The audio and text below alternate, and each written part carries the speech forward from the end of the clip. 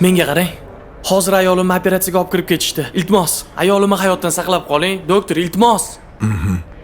Xavotir olmang. Qo'ldan kelgancha harakat qilamiz. Xo'p, rahmat.